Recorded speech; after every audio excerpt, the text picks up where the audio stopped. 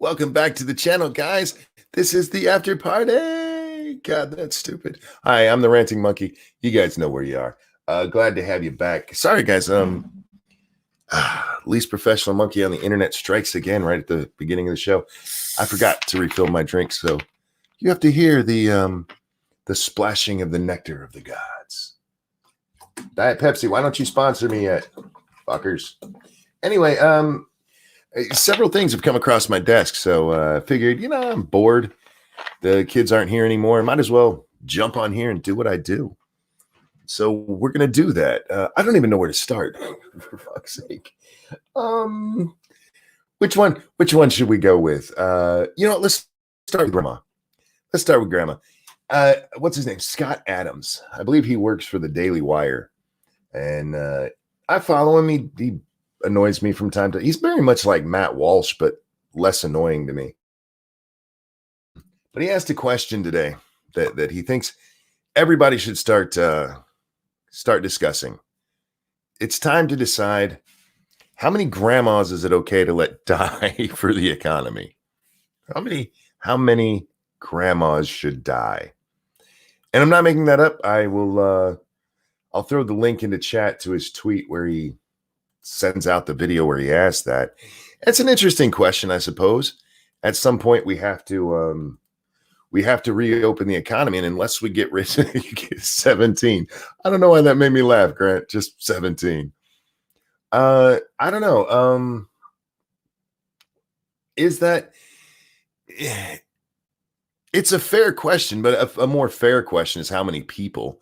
But putting the grandma label on it puts it into a little bit more perspective, because you're talking about, all right, this is a real person. What if my grandma dies? Now, if we're talking about the last of my grandmothers to actually die, I take the pitch now. But she's already gone, so you guys can't have her. She was a horrible person. Don't feel bad that I made that. That's not even a joke, but don't feel bad that I said that. She was a horrible, horrible person. Emotional extortion, says Faithless. It is, you know what? You're right, but it is a fair question. The way that it's being presented, like, oh, grandma, that's you're hitting a little below the belt there.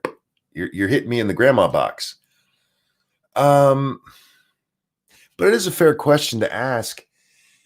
How many lives is our economy worth? And there's a good answer to that. There really is. We do it all the time. We do that all the time. When we're talking about how much better capitalism is than communism, how many of us have pointed out the 25 million that died under Stalin? So how many less lives would it take if communism only killed, say, 100 grandmas? Would it be okay? I mean, we all use it to some degree. This is Kyle. Thank you so much. Who says, "Hey, chat boy," says, "Hello, chat people," and Monkey, hello back. Hope you're well. Without the economy, we all die. Exactly, Faithless, and that's why he says we need to have a grown-up conversation. I maybe go watch the video if you guys haven't, because I don't want to misrepresent him here. He's talking about having an adult conversation. And in an adult conversation, you do have to ask, how many people is the economy worth? At what point do we look at this and go, okay, X number of people may die if we put everybody back to work, but that's an acceptable risk. That's an acceptable casualty rate. We're right now trying to pretend, look, hey, we're just going to stop this and everybody's going to be fine. Well, if the economy keeps going like it is, how long does that take to come back? How many people have to be destitute and wondering where they're going to get their next meal from? Cryptic, thank you. Communism killed estimated 100 million in 60 years. Exactly. How many of those were grandmas?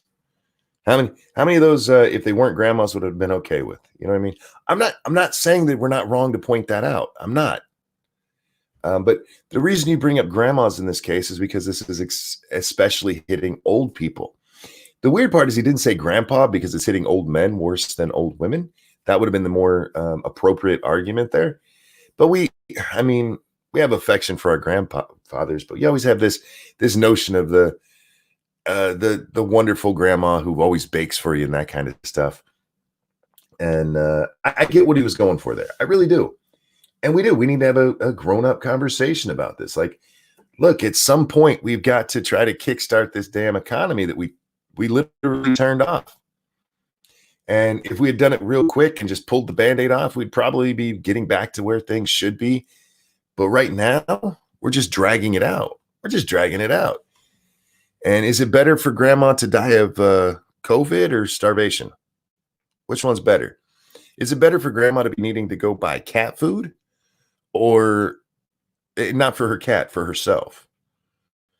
Stargazer says, bullshit. My grandpa was the most loved. My grandma was mean. Look, I feel you. The whole beloved grandma thing. I had one. She died when I was very young, unfortunately. But the one that stuck around, I mean, I hated that bitch. My grandfather was a nice man, very nice man. Justin, thank you. My grandparents would gladly sacrifice their life. I don't think we necessarily even need to go that far. How about this? How about, unless you have a desperate need to see old people, you can get back to work, and then you can call grandma until this ends. How about that? Maybe that'll make it better. Just throwing that out there. Better that she's looking for cat food. It means she's alive. I suppose so. It's worth discussing, and it's worth pointing out that, at some point we have to start asking about that. We have to start asking, how many lives is it acceptable to lose in order to start, getting the economy back together before it collapses and everybody's dying from hunger? Hey, Scribbles, how you doing, man? Hello. He's here. Hello. Here he is. Hi, how you doing, man? Hello. I am doing okay. I am currently doing work stuff, but I'm in a moment of lull, not LOL, but LULL. And so I saw your link and I thought, hey, I'll come on and say hi, because I have no idea what you're talking about, but I've got some free time. So how are you, Monkey? Hanging in there. Didn't get much of a damn worth of sleep, but I'm glad you're here. I'm always glad to see you, but for a very specific reason. Mike, thank you so much. Who says, F you all, still need Granny's fudge recipe. Please tell me that's not a euphemism for something. It's not a euphemism. Okay. There was a video where a guy said, we need to have a grown-up conversation where we eventually get to the point where we ask, how many grandmas is it okay to let die to get the economy going again? Oh boy. And it's meant to be an emotional question. And I don't think there's anything wrong with the question itself. It is something that we do need to eventually look at. But I want to switch topics completely since you're here. Oh boy. Because I remember not a conversation so much as a story we once covered on Lords of the Night. Mm-hmm. Now, I don't know that the story I'm about to bring up is that exact one, but do you remember us covering a story about a pharmacist who looked up a woman and added her on Facebook? And then she contacted the pharmacy and he ended up fired. It sounds vaguely familiar, but that's the best I can do. It did for me too. But when I tried to look up the story, the only story I could find was actually from 2013, which is before we started the show. Well, it wouldn't be the first time that somebody might have sent us a story that was past our born-on date. True indeed. Jar Jar Binks, thank you. It's very simple. Put a moratorium on rent evictions, utilities, essential work. Any who don't pay, ball doxing them, make them pariah, and take it day to day. Recession's coming, like it or not.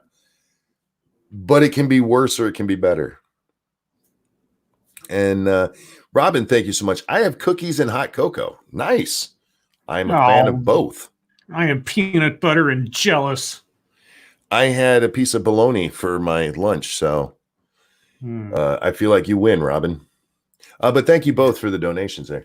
But anyway, so I'm on my Twitter, and this thing jumps up in my face. I wasn't looking for it. Somebody retweeted it. This chick did a excuse me, Throwback Thursday. Do I have the other version of this? I don't. Oh, no. Oh, you know what? I responded to it so I can find it very easy. This I don't even know what's going on, but it's a thrill a minute because every word you say is a new twist and turn to this story. Well, here's what happens. So this girl puts out this Throwback Thursday. Okay. Throwback Thursday to when my pharmacist violated my privacy and added me on social media when I gave him zero personal information, and now he's victimizing himself. Okay. The guy sent her a message saying this after she contacted the pharmacy he worked for. So here's what happens. She goes in to pick up a script.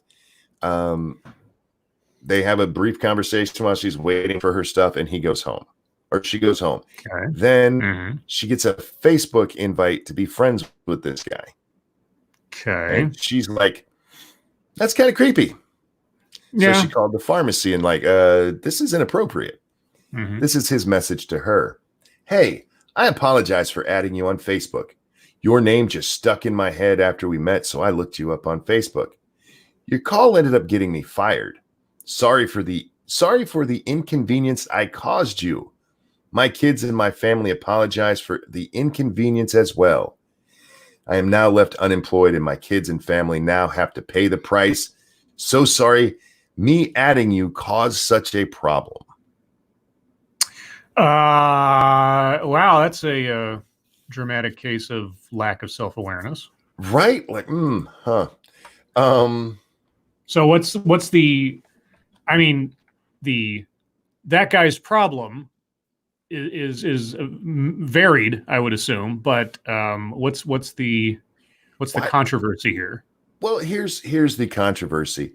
She did this Throwback Thursday, and it has almost 150,000 likes on it. And this person, I have no idea who the hell they are. They go by the name Seaside with a C, not an SEA. Oh, okay. Yeah. I see. Yeah. It says near 150,000 people applauding firing incel for daring to befriend a woman on Facebook. Same woman who, as it turns out, has an OnlyFans account. Dun, dun, dun. Wait. Didn't he say he had 2 kids and a wife? He just said kids, and he says kids and family. He never specifically mentions a wife. Okay. Well, he says my kids and my family. Yeah. Okay. Well, he's at least twice, if he's talking in the plural, he hasn't been in celibate. Now, maybe he is now, but you don't know that. Besides which, this is his fault. He made this happen. Once again, just to remind everybody, chastity is the word everyone's looking for. Chastity? Yes, we have destroyed the meaning of celibate. Celibate means unmarried. There's a priests take a vow of celibacy and chastity. Yes. We call it a chastity belt, not a celibacy belt. Just pointing it out there. And I just do that. I'm not meaning to correct you, Scribe. I was going to do this anyway because I like correcting incels for being wrong about their own little thing. Oh, no. I mean, I love correcting people about the difference between bigotry and racism. So. Indeed. Yes, you do. So you understand. Yes, I do. Tyler says, over a friend request, screw that bitch. Well, let me see how you feel about that in a minute. This is a guy who worked at a pharmacy, and a patient comes in to get a script, and from that alone, he decides to friend request on Facebook. Yeah. That's weird. That's highly inappropriate. Yes, it is. I mean, there's not. So first and foremost, I mean, obviously the pharmacist customer relationship is not the same as, say, doctor patient. However, there is an implied sense, and even I think there's a policy in most pharmacies of patient privacy. I believe that unless you get a search warrant or something, a cop can't just go in there and start pulling people's medical records because there's laws against that. So there's already both a explicit and implied presumption of privacy when you're going to a pharmacy and interacting with a pharmacist about either your medical information or your personal information to some extent, depending on what can be, extrapolated from your medical situation. So without being invited to, without being given any reason to, this guy, and granted, and here's the other thing, we don't know what her name is, but let's say she has a relatively common name. Okay, he had to look her up. He had to look through all the photos, the little photo things on there to try to find one that looked like her and or a notation of the city that she lived in or anything else. So it's not an illegal form of stalking, but it is an uninvited advance on her initiated from the pharmacy. Unless there's more information I don't have. I mean, I'm just going off of what we know. There's a few people that have mentioned it in chat, and I'm glad they did, because it is actually a violation of the law. Okay. HIPAA. Yeah, well, I was going to say HIPAA, but I wasn't sure how far that extended out to situations like this particular thing. When you work in a pharmacy, I've had to take all the pharmacy training for Walmart, even though I wasn't in the pharmacy at all. As a pseudo manager, I had to go through it. Yeah, huge fucking no. Okay. Absolutely not. I am ignorant of all the in and outs of HIPAA, but I was under the impression that there was some no business somewhere in there. It would be different if he just happened to have been in the store and he saw her face and he worked, say, down the aisle somewhere, and it never had to go through the pharmacy itself. But all of the information he had about her, he got because she was picking up a script. Right. Huge HIPAA violation. Like, massive. Like, if I don't know if she's in the US, but like, you could sue over this shit. Brian says in Australia it would have been a breach of the Privacy Act. There you go. Here we have what we call the HIPAA laws. It's the health laws. Oh, I think my internet went out as I tried explaining what that was. I forget what HIPAA stands for. Somebody in chat will correct me there. But so I reached out to her because her DMs are open, and I'm like, I remembered talking about a story about this. This isn't the one we talked about. This isn't the story I found that I could find online. Okay. This just happened this past September. Oh. It's not the same guy, is it? That'd be hilarious. Oh, God. I hope not. That would be hilarious. It's like, thanks for getting me fired again. According to your HIPAA laws, it's also a federal fine. Yeah, you cannot do this. Health Information Patient Privacy Act. Thank you so much, Robin. Yeah, for those of you, and Jake, who got it in there too. For those of you who are like, oh, it's just a guy. No.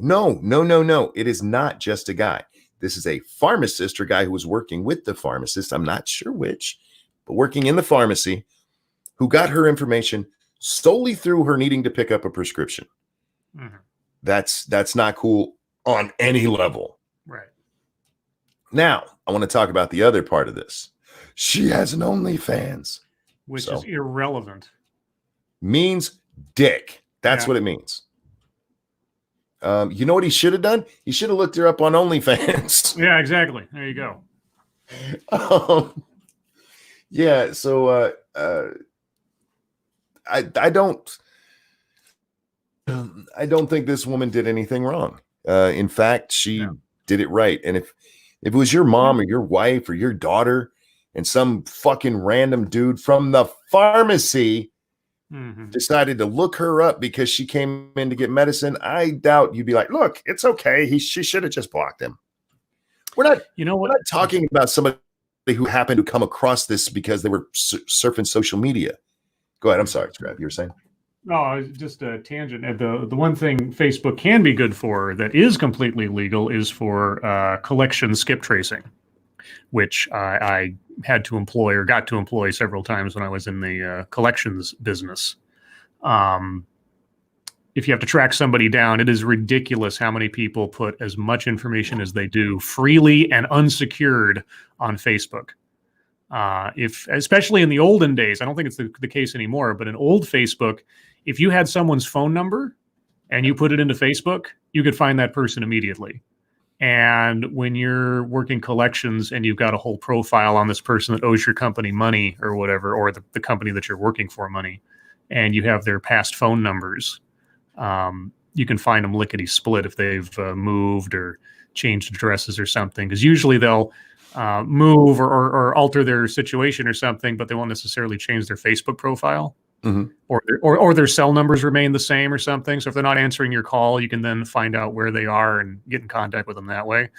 And now, I don't know if the laws have somehow changed since the early 2000s, but that used to be the case, and it was a bonanza. Like I remember, I was I was just the greenhorn, and I was working with some veteran skip tracer collector guy, and he was trying to figure out how to find this person. I said, "Well, have you looked him up on Facebook?" And he's like, "What's that?"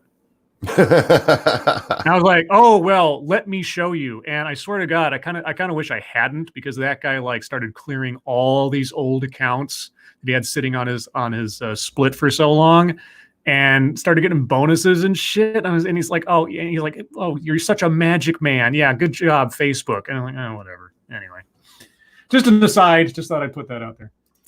Jar Jar Binks, thank you. It's creepy and wrong, but not long ago we could go outside and shop. Now you can be fined and arrested. Constitution be damned, regardless of current events.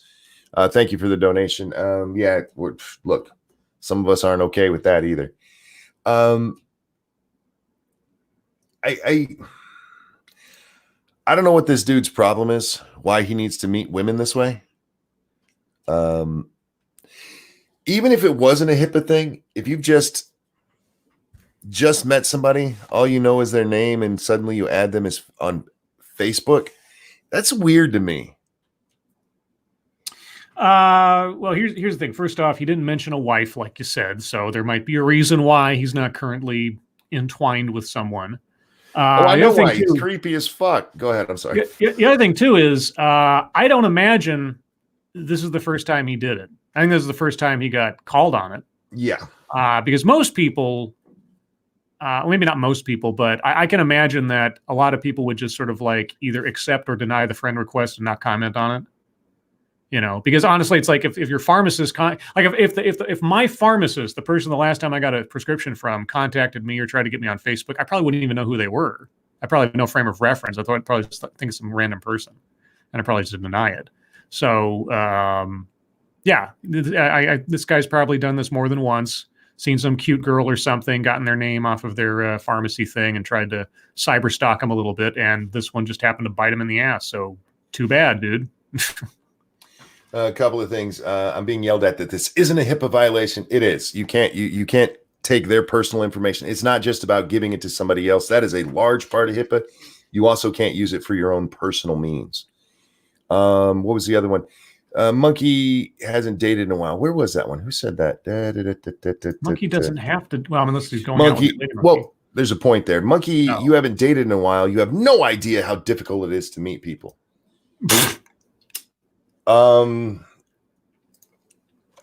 Fair enough. Yeah, well, here's a tip. Don't do it through blind Facebook requests. I've never had trouble. I was going to say trouble. Trouble. I've never had a problem. I never had a with trouble meeting people. I had my word the other day was overbeast, mm-hmm. And so now you've got problems. Being overbeast is a problem. Overbeast is a trouble. Oh man, we're starting our own language here on our shows. This is great. Mike Downey, thank you. This whole story smells tuna to me. I'm gonna let that pass. Hey, OnlyFans doesn't necessarily say anything. Never mind. Star Saver goes on to say, not defending the guy, of course, but I haven't been on a date in over 2 years because literally everyone I meet is married. There gets to be a point where you start out-aging the unmarried pool. Yeah. And it's always been that way. It's just these days it's actually getting later and later. Date a little younger. Look for somebody who's about 20-ish and wear a lot of fake jewelry. And you'll is that the wrong way to do it? Anyway, I don't know. I wouldn't say that I'm a. Most of my relationships came about from just like being involved in a social group, meeting somebody, and then just kind of like things happen. Those are where all of my long-term relationships came from. I did a lot of for me, a lot of online dating for a while. There was a span there where I was doing a lot of OkCupid type stuff. And out of that, maybe 5 or 6 dates over the course of 2 years or something. I mean, I'm not any kind of player. I'll never, pretend otherwise. And I'm relatively conservative about things. But yeah, no, it's not easy these days because we are so separated. Everything is so, the dating pool isn't local anymore. everybody's going and hooking up here, there, and otherwise. And there's a lot more things to worry about, not only just health-wise, but also after the Me Too era, there's a lot of fear about what move to make, who to make it on, what to say. Are you saying the wrong thing at the wrong time to the wrong person? Is it safer to just turtle shell and go away rather than take the risk that you're going to get in trouble inadvertently or otherwise? So. And that's definitely a concern. But here's the thing with this case in particular: if she'd gone to like a Wendy's or Taco Bell, I know they do this. Can I have a name for the order? And she goes by Kiki on Twitter. So Kiki. And so the guy, the Kiki chick was cute, and goes home and adds her as a Facebook friend. That's creepy, but I don't think that's something that you should lose your job over. If you're a pharmacist, yeah, absolutely it is. Cryptic, thank you. Scribe ain't a playa. He just crushes a lot. Maybe used to. There you go. Well, I'm not going to get into that. Anyway, yeah. No, this guy was in a position of having access to and having a responsibility over people's health and people's health information. And let's say, for the sake of argument, the law wasn't even there. It would still be inappropriate, and he still should have been fired. Yeah, because there's a presumption of privacy. There's a presumption of security when you're going to your pharmacist to deal with your health information. And so him, without invitation, not being solicited to do otherwise, just takes it upon himself to use information he gained through his job to start trying to meet up with and or make connections with people. Is, regardless of what his motivations were, completely out of bounds, and he should have been fired anyway. Thank you, Drew, who says, was married between 22 and 30. After 30, dating was so much more fun than being before 22. Fair enough. Your results may vary. Yeah. Thank you for the donation. my dating history has been, I'd say, interesting. Like, each one is its own story at this point because everybody's different. But prior to, I never really dated. Like, even from junior high through high school, if I got into a relationship, it was just sort of, it was an outgrowth of someone I knew socially ahead of time. But I didn't do like blind dates or set up dates or anything until after I'd been through a couple of relationships. And then I just started doing the OkCupid thing and just trying like one-off kind of deals. And a couple of them turned into a week or month or more, depending on which one I was talking about. Most of them started out just because I'm that much of a player, as one night stands that either went longer or didn't. Some of which I kind of regret now, just because it was like that. Either like in one case, it was, if I'd taken more time, maybe that would have turned into something. But by giving in to impulse on that first night, maybe it threw things off. I don't know. It's one of those things you'll never know kind of deal. So, but I haven't done any dating stuff in quite a while now. Yeah. I haven't dated since high school. So, and I turned 25 or 25. Fuck. If only I turned 45 soon, you guys. So do the math on that. This year will be 27 years married, and how she's put up with me that long, I have trouble putting up with myself some days. Yeah, tell me about it. I only have to talk to you. Indeed, right? And you don't even have to do it every day. You get Sundays off. I know, and most of the rest of and I can also just take a night off and not have to deal with you at all. Yeah. Anyway. I do just want to bring up one more time. This woman having an OnlyFans has fuck all to do with this whole situation. Yeah. If you think it's important, then go give the girl money so you can see her do creepy stuff. Well, not creepy stuff. So you can creep on her doing sexy stuff. There you go. Yeah. There you go. Irrelevant. Whether it was she had an OnlyFans or was playing Animal Crossing, it's irrelevant to the situation. Yeah. So, and fuck that guy. I'm glad he got fired before he did something else. Because the only other way I can see this is somebody using personal. I got a Dexter kind of vibe out of it. I don't want to say the guy's a killer. I don't want to do that. But it was just kind of like you used your position to, that's wrong. Pincalo, thank you. It's like a cop adding the hot blonde he pulled over. Yeah, and haven't we seen cases of that? Oh yeah, no, Yeah. we've said like cops. I mean, and you hear the stereotype kind of thing. Like cop pulls a pretty girl over, they start talking, she hits on him, trying to get out of the ticket. He hits on her, and then she gets him fired for harassment. Yeah, indeed. Which is like, well, yeah, you're supposed to maintain a certain level of conduct. I mean, and it's not to say that it can't happen legitimately, like two people meet in some weird situation, Sure. and then there's a contact afterwards, and all proceeds fine. Nobody has any complaints. That's true. But if you're in a position of authority of any particular kind, it is inappropriate to take advantage of that position to try to wedge yourself into a contact with someone for relationship purposes or anything else. Justin says, "Dear Penthouse letter," right? And thank you, Professor Chaos. As a security manager, I'm restricted from relationships with client employees, customers, and others depending on the site. I'd have to fire a security officer if they did this. Yeah, you would.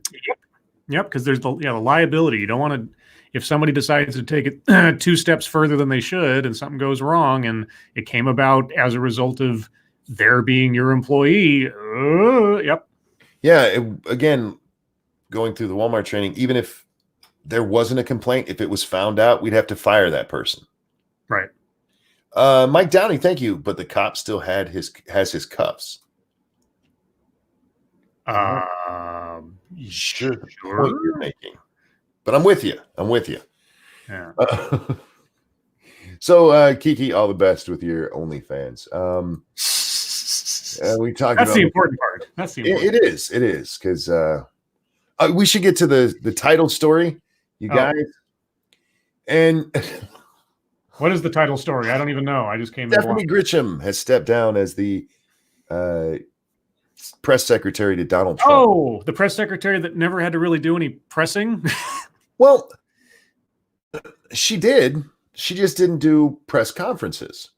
Right. Oh, yeah, that's true. Okay. Legit. And Chris Saliza, of all people, he's got some thoughts on this. Let me guess. Chris is like, she never held any press conferences, and it was incumbent upon her to do so. It was important that she did, and it's a journalistic crime that she didn't. How dare she keep information from the public? Blah blah blah. You almost sound like him, and that's a little creepy, dude. No. If I was trying to sound like Chris Saliza, I'd have to do a Mickey Mouse impression. Like, hi everybody, I'm Chris Saliza. I work for CNN, and Trump's a big jerk. As Jar Jar Binks, thank you, says, you want abuse of authority scribbles, please. Explanation Amazon. I don't think he said he wanted authority. What? I don't know. No. I see. Here's the thing. In the relationships I have, I don't need a position of authority. I'm just in authority. There you go. Yeah, that's the dynamic. I don't need a job title to do that. It's just that's how it is. So, give me just a minute here. Okay, so Chris Saliza, where's his fucking? I have it open here. There it is. How Stephanie Grisham made a mockery of the job of White House press secretary. Okay, now before we get into that, I want to look up the job description of a White House press secretary. Sure, and while you're doing that, S. Jar Jar Binks says, I was asking about the moral argument. Moral argument of what was the previous question? Jar Jar Binks. Do you want abuse of authority, Scribe? Please explanation. I would explain Amazon. If I want, please explain Amazon. I mean, are you asking me to give Amazon apologetics or something? I don't understand. Dude, you don't have to super chat it. I appreciate that you are. If you want to clarify that, please do so in a just put it in the chat. Yeah. We'd also just moved slightly from the topic, which happens from time to time. Sure. Okay, so let me read the White House press secretary entry on Wikipedia so we can understand at least either by precedent or by law. I don't even know what it is. Okay, the White House press secretary is a senior White House official whose primary responsibility is to act as spokesperson for the executive branch of the United States government administration especially with regards to the president, senior aides, and executives, as well as government policies. The press secretary is responsible for collecting information about actions and events within the president's administration and issues the administration's reactions to issues the administration's reactions to developments around the world. The press secretary interacts with the media and deals with the White House press corps on a daily basis, generally in a daily press briefing. The press secretary serves by the appointment and at the pleasure of the President of the United States. The office does not require the advice and consent of the U.S. Senate, though because of the frequent briefings given to the media, who in turn inform the public, the position is still a very prominent non-cabinet post. Okay, so generally, she don't have to give briefings. Right. It is not required upon her to give daily press briefings, but she has to communicate the administration's events involving with information about and the administration's reactions to developments around the world. How she chooses to do that is, I guess, relatively wide open. Generally in a daily press briefing, but not mandated to be so. Right. So, okay, real quick, back Jar Jar Binks. Okay, example, Amazon employees have very little say in their contact given current events. They go to work or they don't. I know these are tough times, but if you can't provide safety, then why? Okay, well, Amazon's, I've heard this on the radio a couple of times now, because I still listen to the radio because I'm an old man. Amazon's having a lot of flack coming back on them because of their warehouses and their warehouse workers still sort of being required to work at the risk of their jobs and the interaction therein to try to do the work of Amazon while still being forced, at least economically speaking, to come to the warehouses and interact with other workers. I don't know what Amazon is doing to try to mitigate the risk in there. I don't know if Amazon's been considered an essential business, but I'm assuming given their market share, probably so. As far as responsibility is concerned, I mean, they're responsible for it. I don't know what laws or anything else would encumber Amazon from having to deal with the fallout if a bunch of their people got sick. I mean, a warehouse would close down if suddenly they found out. I've heard stories how if anybody tests positive for it, they go through an entire cleaning process of the entire warehouse somehow, even though these things can be like 20 football fields wide. But I mean, if Amazon is forcing people to do it in spite of the health risks, but people are going to lose their jobs if they don't show up to work. I mean, I hate to say this, Amazon's no different than a lot of businesses out there right now that are still trying to remain open, but if you don't show up, you lose your job. I don't think employers should be that harsh about it, all things considered. But I don't know what else to say about it without more information, I guess. Indeed. So Chris Saliza. Yes. We put a moratorium on other things. Why not essential workers being fired? Says Jar Jar Binks. That's you want to touch on that before we? Yeah. What's that? I was about to say that's company to company, unfortunately. I mean, the state and the feds cannot mandate companies. You're not allowed to fire anybody. You're just not allowed to do it. That's outside the purview of the federal government. Now, the federal government and things that the federal government's directly involved in, perhaps, but private business. If a private business, because of the pandemic, cannot afford to pay or keep on workers, they're going to get laid off. We've seen that with restaurants all over the place and a whole ton of other businesses. If a company is deemed essential, even then, is it the government's place to start telling a private business that they can or cannot fire someone for not showing up to work? I mean, there are protections there if you're sick. Certainly, if somebody's got COVID-19 or might be risking it, they should be given as much leeway as possible, obviously. I don't know what the rules are there, but where the line is between federal control over private business or nationalizing a situation. There have been states that have said, we're putting a moratorium on evictions for the time being, because evictions are a state matter after a fashion. They have to be enforced by law enforcement. That's a legal matter that the state can take a part in. So that's where they have a little bit of a toehold in. But for private businesses and their employees, again, unless they're nationalizing it, I'm not quite sure what kind of moratorium they could put on it. Thank you, Mike Downey, who says A to Z ships TP. I don't work there. We shut down today. There you go. That's okay. Professor Chaos, we let HR make those determinations at both places I manage security at. Yeah. All right. Now, I am moving on. We're getting to Chris. Chris is a moron. And I like laughing at idiots. Stephanie Grisham was the White House press secretary in name only. As in the title on her business card, at least until today, said that she was the chief spokesperson for the White House. But Grisham never actually did that job. Not even close. God, you just want to put like some kind of like Inception, blah, every time he does one of those little like one-liner fucking David. Not even close. Yeah, CSI Miami. Yeah. Grisham began serving as the White House press secretary on July 1st, 2019. In the 288 days between that day and today, when, as CNN reported, Grisham is leaving the job to return to her prior post running First Lady Melania Trump's press shop, Grisham held a total of 0 daily, and he put that in quotations, press briefings. None, zilch, nada. She's not required to. Quote, people may have a preconceived notion that I belong behind the podium, but I think this administration has gone beyond traditional roles in a variety of ways, she told CNN in August. Mm-hmm. So what did she do instead? I want to repeat what that was just said, okay? She told CNN in August 2019. So what did she do instead? Go on Fox News and attack the media. She's at least been with you guys or talked to you guys once, right? Mm-hmm. You just mentioned it, you fucking clown. God, this guy's an idiot.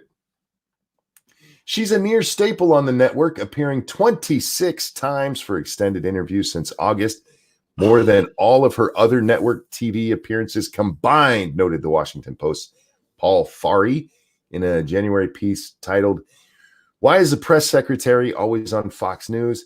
It's because they are," she says. Okay. Oh, because they ask, she says. Okay, here's I just as a self-involved plug here. If you check out my channel, go to the uploaded videos tab and look for Chris Sillis' picture. This is starting to sound like a very familiar refrain of, she won't come onto our network and I'm jealous. Mm-hmm. She's not legally or administratively mandated to give us daily press briefings. So I'm going to complain about the fact that she's not doing it, even though she doesn't have to. But more so, she goes on Fox News. Yeah. Why does she come on CNN more often?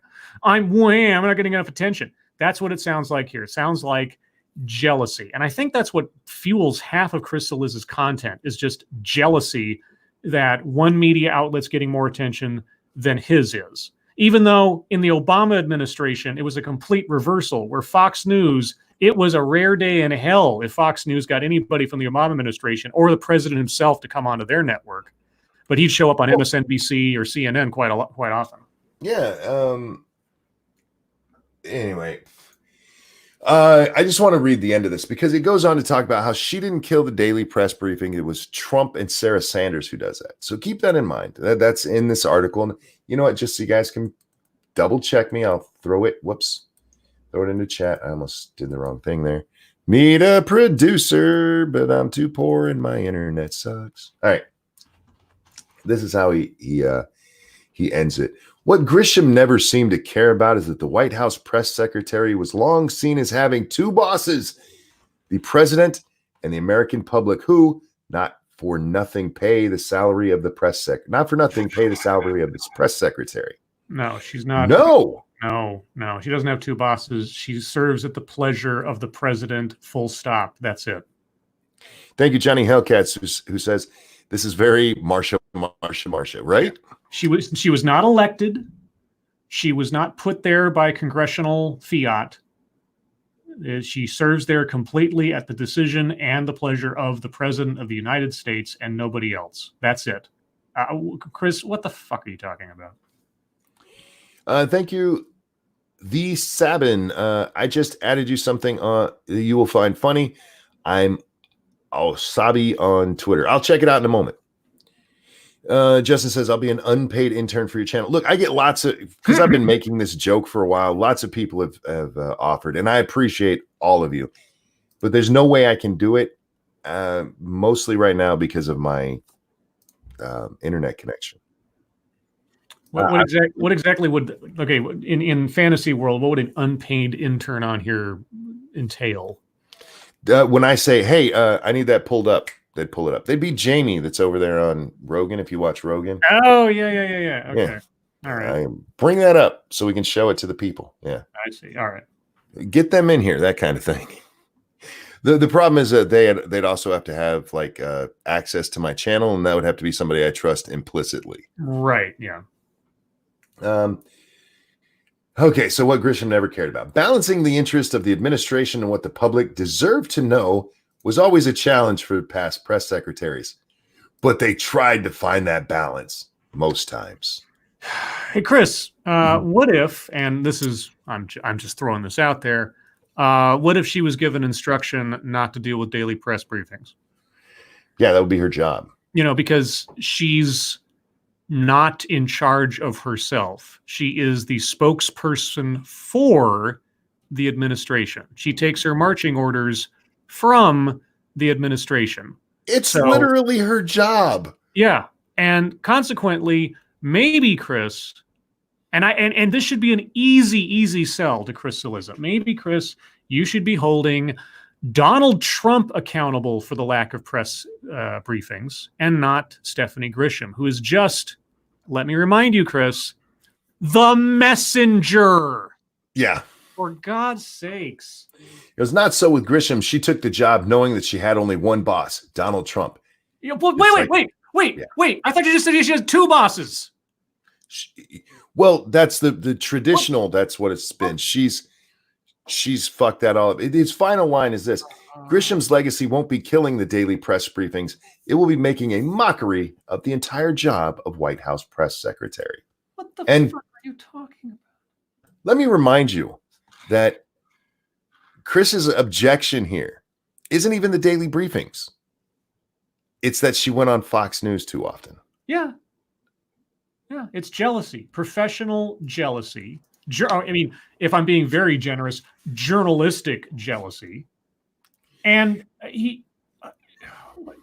okay, Chris Cillizza needs to just go off and be a TMZ blogger. Okay. Yes.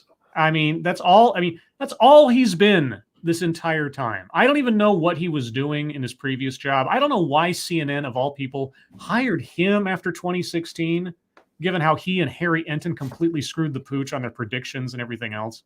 Sure. And you just reading his stuff, we do this every night practically on the show. He reads like a high school teenage girl with a whole bunch of and like, how are you an editor? How do you have that title? That used to mean something. You ever watch All the President's Men? Oh yeah. Okay, I know. This is pie in the sky Scribe here, but I'm just saying. You watch All the President's Men. There's this scene where Robert Redford and Dustin Hoffman, their characters, they come into the office where James Robards is like the editor at the Washington Post. And they give him the draft of their big exclusive expose article trying to open up Watergate. And he sits there with a big red pen and he starts crossing stuff out. He says, no, this is an assumption. No, you can't verify this. No, where's your evidence of this? He goes down the line and hands it back to him. And there's like maybe a third of what they wrote that's actually something that he's willing to print. And like, what the hell? That's our entire story. It's like, you don't have a story. If you don't have corroboration, if you don't have evidence and everything else, I'm not going to print this. And you just look at that like, remember those days? Even if it's Hollywood gussied up, remember when there was actually integrity in journalism? A little bit, just a little. Like Edward R. Murrow would stand up there and lecture the hell out of people over just how laissez-faire they were getting with the job and the responsibility. Remember that? Mm-hmm. Yeah, that's long gone now. If Chris Cillizza is an editor at large at one of the largest cable news networks on the planet. Sorry, that was my... You know what I haven't seen Chris whine about? What's that? The DNC refusing to have any debates over there on Fox News. Oh, gosh, that's beside the point. I mean, obviously, Fox doesn't deserve any more attention monkey. I mean, come on. Traditionally, it was done, but not so anymore because we have the news wars going on of who's going to do what. But if you're talking, look, we traditionally, the Fox News is watched by more people than anyone else. Shouldn't you, Chris, as a journalist who cares about how things should be arguing in favor of Fox News getting to do debates so the people can actually see what's going on? But that's right. You don't give a fuck. You're just mad that Fox News got interviews with her. Well, he can't do anything to admit to Fox's supremacy. Right. Yeah, and to a certain extent, I can understand that, company loyalty, and you don't want to push the competition, etc. But there's a difference between not pushing the competition and sounding like a whiny baby all the time. Fox got something you didn't. Look, even as a journalist, there are journalists who've called out their own organizations before. Yes. All you have to do is CNN should be with Fox News saying, yes, there should at least be one debate over here. How about that? Mm-hmm. Or how about a joint debate? How about a simulcast? What if you had Chris Cillizza and Sean Hannity moderating a debate together, simulcast on CNN and Fox News? Wouldn't that be something? Sure. But no. He only cares about the people and the people. You know who the press reports to, right, Chris? Yeah. Corporations. Yeah, even if the people are mostly watching Fox News rather than you know what the people want and deserve and who their bosses are, etc. Well, the funny part there is that the media will take that stance anytime there's even the slightest hint. Jim Acosta being kicked out of the White House for being a dick. And not even completely kicked out. Remember this, guys, when you hear that fucking story, he was not kicked out of the White House. He just lost his automatic privileges to walk in as a part of the press. He was going to have to fill out a paper every day like those small-time crappy news people. Mm-hmm. That's all it was. But the people need us. Yeah. Mike Downey, thank you. What is this journalistic integrity you speak of? And look it up. It's an old concept. Yeah, well, the Jim Acosta thing. So and I can understand why. Like Jim Acosta's press credentials get under threat. In the Obama administration, something similar happened where they basically refused to have Fox News show up, or at least the threat was there. And everybody rallied around Fox News at that time. And for the most part, most outlets rallied around Jim Acosta because you don't want to set the precedent of a president being able to completely sideline any news outlet. Because while there may be a president in the White House that's amenable to you now, the next one might not be. And if you set up something where it's understood or allowed for that to happen, you're setting yourself up to fall. This is the same reason why, as often as they talk about it, they're never going to get rid of the filibuster. Because even if the party out of power hates it, or the party in power hates it when the party out of power is able to use it, they know at some point they're going to fall out of power again and they'll want it. So it's all about mutual self-interest. And I get you there with that, but there was a slight difference with Jim Acosta. I mean, whether you think he assaulted that woman or not, I don't think it rises to that level. No. But there's the point. He had already got to ask his questions and he was absolutely refusing. He was just being a dick. Yes. This wasn't he was asking uncomfortable questions. He wouldn't shut the fuck up. He was making it all about him. Yes. Which, by the way, it's totally is. You can read his book if you guys want to see how important Jim Acosta is. You'll be the only one reading it, though. But yeah, so that's Chris's take on Stephanie Grisham's. Here's the thing about Acosta in that instance. A legitimate news outlet would have reined him the fuck in. Yes. They would have had some kind of professional oversight committee in CNN to say, okay, we expect professionalism, we expect integrity, and you to comport yourself as a professional in these situations, because it's not just about you, it's about what it is for the news agency. It's also for the integrity of our process. And you overstepped your bounds. You made yourself the star. You're going to take a brief vacation, and when you come back, you're going to be the reporter that we need you to be, Jim, right? But they didn't do that. No, because Jim Acosta's a star. Each news outlet now is like a movie studio back in the fucking 40s where they got their stable of stars. and they get to do whatever they want if their profile's high enough. And God forbid anybody criticize them, because then, oh, now you're criticizing the entire news organization. Like, yeah, that's exactly what I'm doing. He's the Beyonce of news. No, don't compare him to that, man. Professor Chaos, thank you so much. White House Press Association kicked out OAN. It's OANN. White House reporter recently, and no one cared. That's true. But she was also kicked out for violating the 6-foot rule and showing up when it wasn't her turn. We'll discuss that in 1 second. Thank you, Mike Downey, who says, Twitter is cancer. On my way to corner. Twitter is not cancer. How dare you, sir? Yes, go sit in the corner. And Princess Unicorn Nipples, thank you for the donation with no message. I appreciate that. But as for OANN, the reason that, oh my goodness, thank you, Chicago Mike. Hi, guys. I'm at work and not listening. Here's some money. I appreciate that. Man, you guys are so generous. Thank you very much. But to Professor Chaos's point there, OANN was kicked out because they have instituted rules at the White House where they have a rotating pool. Normally, as long as you have press credentials, you can show up and they'll let you in there. That's why that room is always packed. They've instituted rules for health. And this woman, she kept showing up when it wasn't her turn. There are days, one day CNN, they'll be there. The next day, say Fox. The next day, CBS. A few people are allowed in the room at the time. What is it, like 15 people are allowed in there? But you have to maintain distance, and you you can only show up on your day. She kept showing up, but not just showing up. She kept walking over and like talking to people right in their face.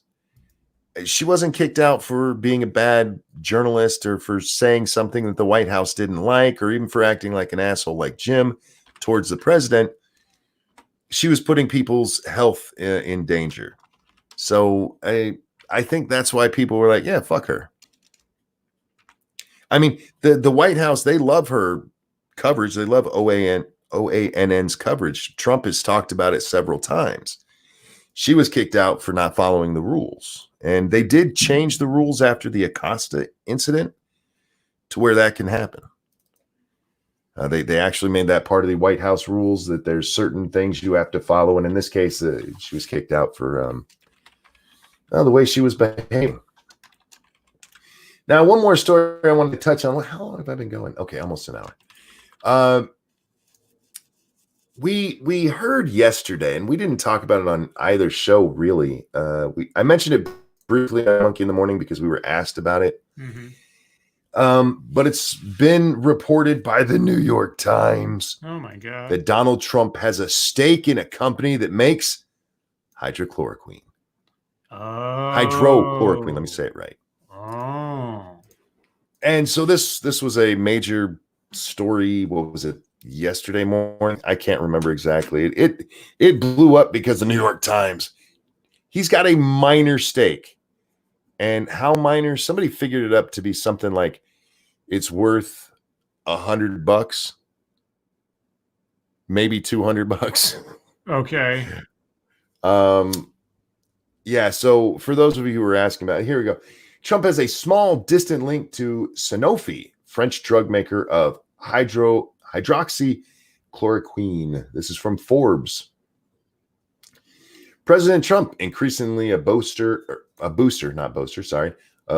hydroxychloroquine as a potential treatment for coronavirus, has a small personal financial interest in Sanofi, a French drug maker that produces a brand name version of the drug, though it might be a tiny investment for the billionaire. This one, Forbes estimates the value of Trump's Sanofi holdings to be less than $3,000. Oh my God. Everything hinges on him selling chloroquine. Now, of course, well, here's the thing, though. How much will that go up if it becomes the cure? Well, I mean, the holding itself won't. I mean, if I've got 3 shares in this company that are worth 50 cents a piece right now, but then the medicine becomes a bonanza and those 3 shares become worth $1 million a piece, well, that's just a good investment.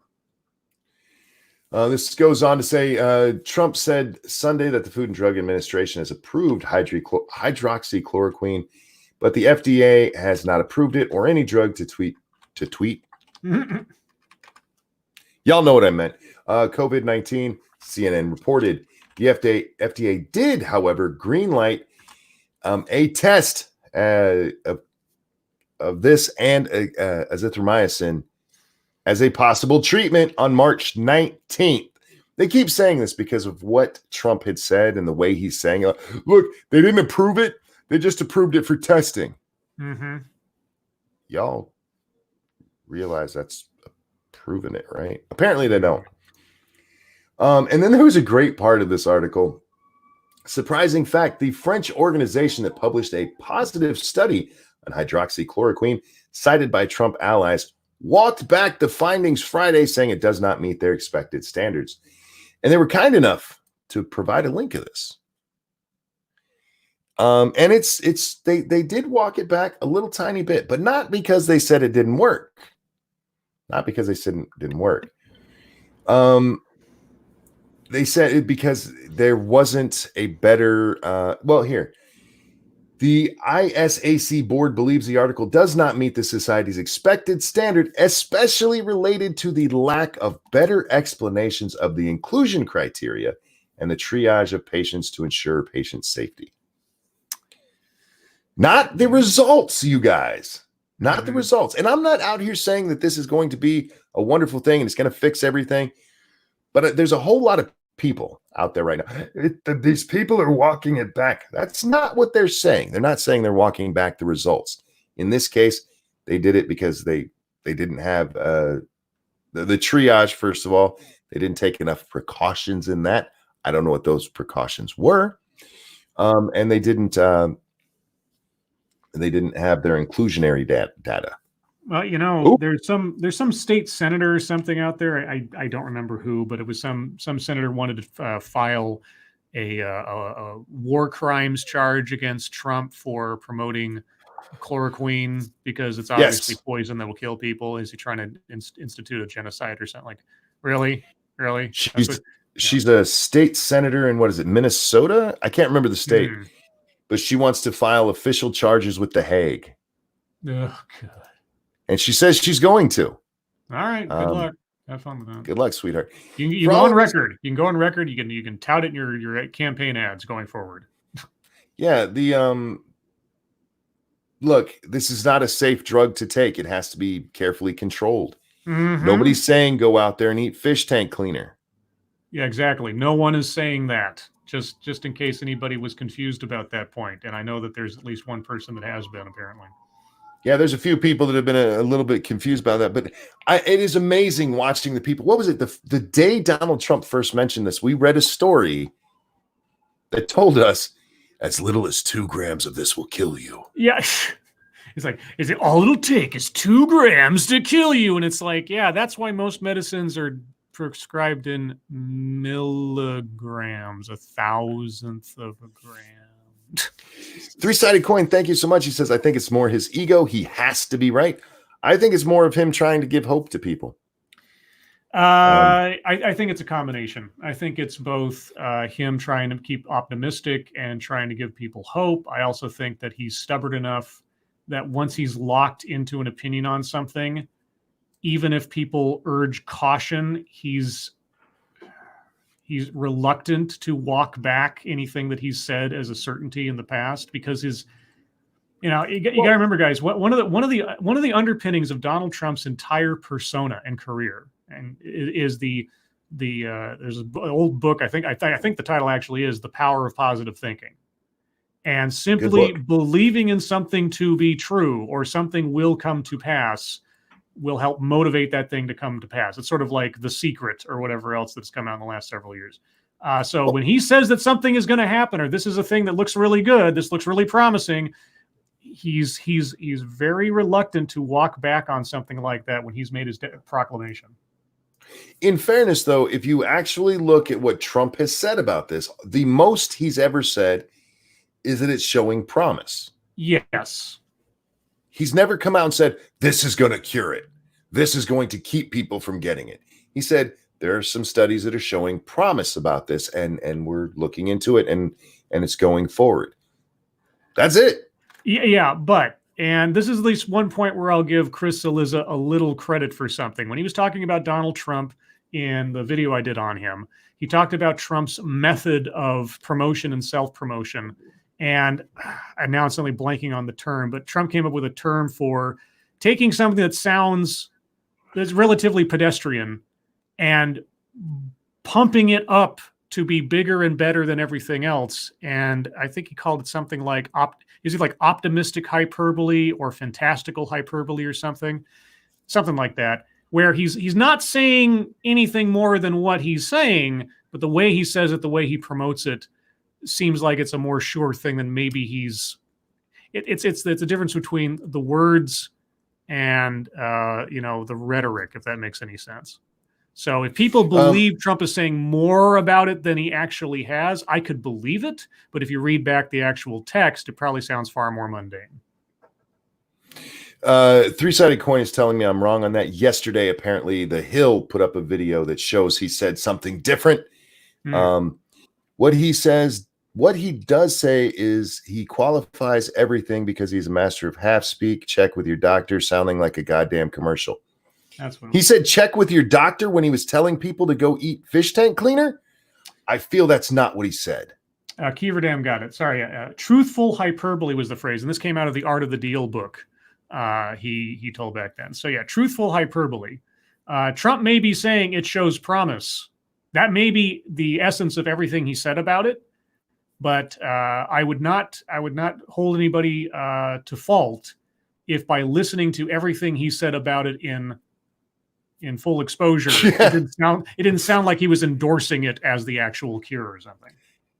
Three-sided coin said, no, I did not say anything about fish tank cleaner. You unfairly just added that. It sucks when that happens to you, doesn't it?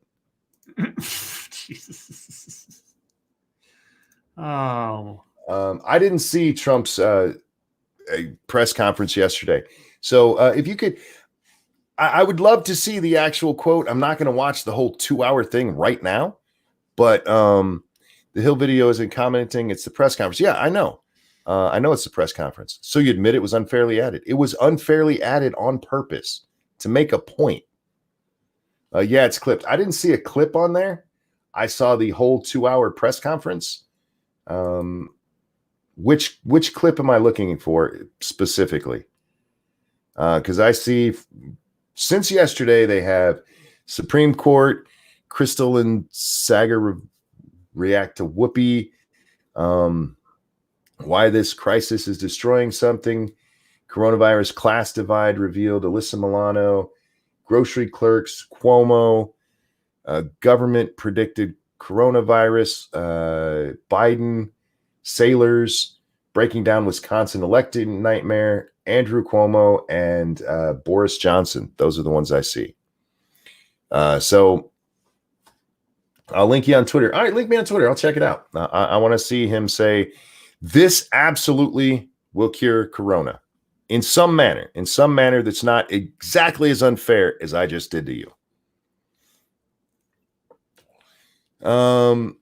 Serenity says this is normal between. Oh yeah, Serenity, don't freak out. Me and Three-Sided, we argue from time to time. It's cool. Yeah, while Three-Sided's in his basement sharpening his knives, he's like, one of these days. Yeah, he's hoping I come to his pharmacy one day. Just throwing that out there. Anyhow, ladies and gentlemen, I hope you're enjoying the show so far. What else is going on in the world? I've mostly talked about the things that I saw that annoyed me. So what were you saying there, Scribbles? I was just about to say, unfortunately, I have to split because lull time is over, as it were, and I have to get back to work. So, Monkey, thank you for having me on. Oh, and thank you for coming. Yep, everybody, hope you all have a good day. Hope you're all safe and well. If you're not well, please get well soon. And remember, tonight, if I can speak, tonight at 6 p.m. Pacific, 9 p.m. Eastern, Lords of the Night on my channel with special guest, at least as scheduled, adult film actress Kate Kennedy.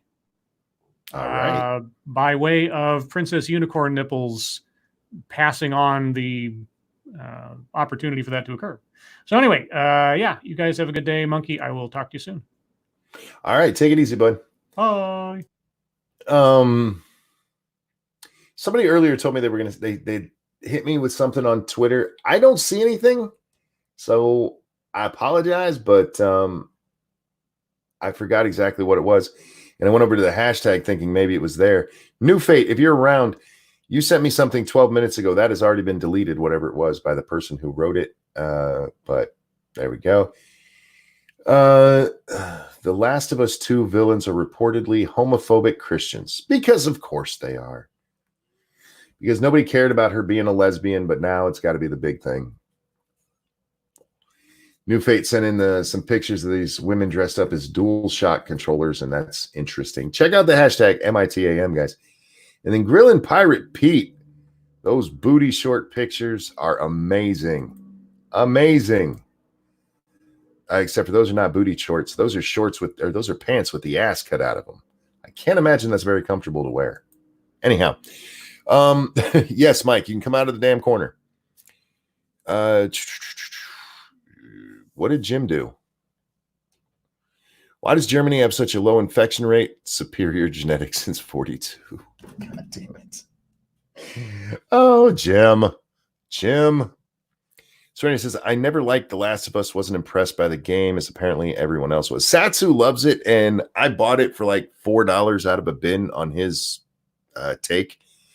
And I played up through the end of the tutorial part where you find out some, I don't want to spoil it for anybody who wants to play it, but it's like, ooh.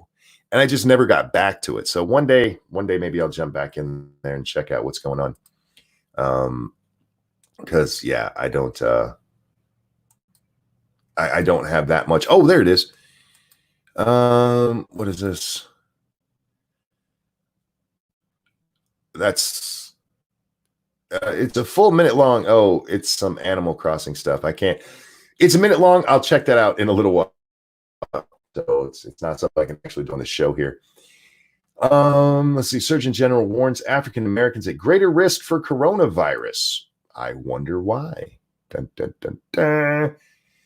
Is it seriously? Is it the same genetics that makes them more apt to get things like diabetes? U.S. Surgeon General Jeremy Adams had a good and bad news conference on Tuesday, saying the initial death estimates could be too high, but that African Americans were at greater risk contracting the potential deadly virus. I represent that legacy of growing up poor and Black in America, and I and many Blacks are at higher risk, which is why we need everyone to do their part to slow the speed. Adams explained that Black Americans were more likely to have pre-existing conditions such as diabetes, high blood pressure, heart disease, and lack of access to healthcare. Wait, lack of access to healthcare is a pre-existing condition? I feel that's not true. In Chicago, African Americans make up 68% of the city's 118 deaths and 52% of roughly 5,000 confirmed cases, despite making up just 30% of the city's population. Those numbers take your breath away, Chicago Mayor Lori Lightfoot told the paper on Monday. Mike Downey, thank you so much. Starting to robot, man. I appreciate it, but there's nothing I can do about it. So hang in there with me. If it gets too bad, I guess I'll just end. You can go back to listening to silence. How you like that? No, I appreciate when you guys tell me there's literally nothing I can do about it. So the only thing I can do is hope that it goes away.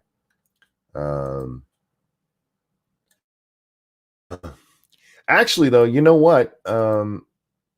I think I'm gonna end here, and I'm gonna go watch the whole press conference from yesterday, or at least try to find the part where Donald Trump says that coronavirus was absolutely going to be cured by hydrochloroquine. I'm hydroxychloroquine. Sorry, not hydrochloroquine. Hydroxychloroquine. I have a feeling I'm not going to find it. No, a 24-hour stream. I can't. I have other things to do. My Animal Crossing dude, he needs to go find some more stuff. So why are you having an adult film actress on here tonight? She was looking for podcasts to go on to, and Scribbles reached out and asked her if she'd be willing to come on to ours. So there, that's entirely it. They're allegedly changing the story, like maybe. Oh, I don't know what that. Oh, we're talking about The Last of Us. Yeah, I don't know enough about it. You're not going to find it because it isn't there. What's not there? What are you talking about? What did I lose? Oh, you're talking. Oh, I get it. Never mind. But I will look if I'm wrong. If I'm wrong, as three-sided was so expressive about, I will say so tomorrow on Monkey in the Morning. I will write myself a big ass note. I was wrong, and we'll see what happens. But they did a 16-hour stream on Satsu's channel once. Yes, we did. We did that on the night that Aaliyah was born. YouTube used to limit to 12 hours. There was a I was worried about that during the show. They actually used to limit to, wasn't it 8? It was 8 hours. But that's only a very specific kind of stream. That was if you were doing a Hangouts through Hangout. If you're on Hangouts and you're just using that to go through something like OBS, then you can go for as long as you freaking want. But anyway, guys, yeah, I'm going to wrap up here. We're an hour and 15 in. That's a good after party, right? You don't want to stay too long because then you end up going home with the fat chick. So yeah, we're gonna go home with the pretty girl and call it here. Thank you guys so much for watching. Thank you so very much for the donations. You guys are incredibly generous, and I appreciate it. Don't forget to check us out on Lords of the Night, 9 p.m. Eastern on Scribe Light's channel. And then there's no scheduled game stream for 2 Cents Plus, but I will be on Ranting Monkey Games playing some more 7 Days to Die as long as I don't get too tired, you guys, because I did not get enough sleep. So we'll see what happens. Love you guys. See you next time. Bye-bye now. Don't go home with